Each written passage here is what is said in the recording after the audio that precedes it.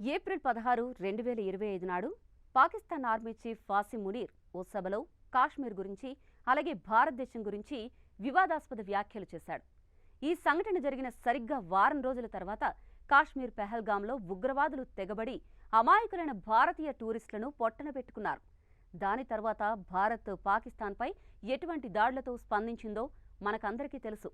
అంతేకాదు, పాకిస్తాన్ ఆయువు పట్టైన Indus water ట్రీటీని కూడా భారత్ తాత్కాలికంగా నిలిపేసింది.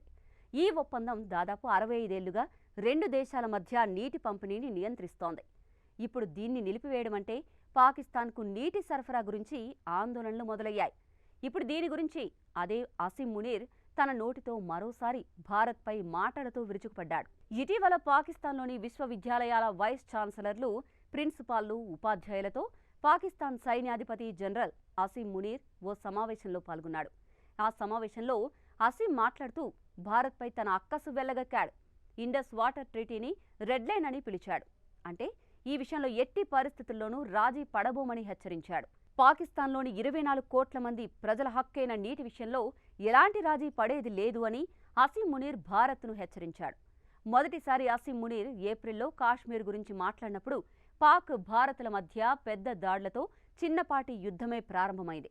మరి ఇప్పుడు అసీం మునీర్ చేసిన ఈ వ్యాఖ్యలు ఎటువంటి పరిణామాలకు దారితీస్తాయో వేచి చూడాలి.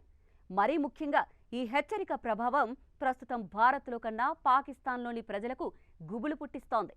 దీని తర్వాత భారత్ ఎలాంటి చర్యలు తీసుకుంటుందో అని పాకిస్తాన్ ప్రజలు బిక్కుబిక్కుమంటున్నారు. అంతేకాదు, భారత్లోని ప్రజలు కూడా ఈ వ్యాఖ్యలపై మండిపడుతున్నారు. ఏది ఏమైనప్పటికీ తమ స్థాయి చూసి మాట్లాడడం, ప్రవర్తించడం పాకిస్తాన్ దేశానికే కాదు, దేశంలోని ప్రతినిధులకు కూడా ఎప్పుడు తెలిసొస్తుందో ఎవరూ చెప్పలేరు.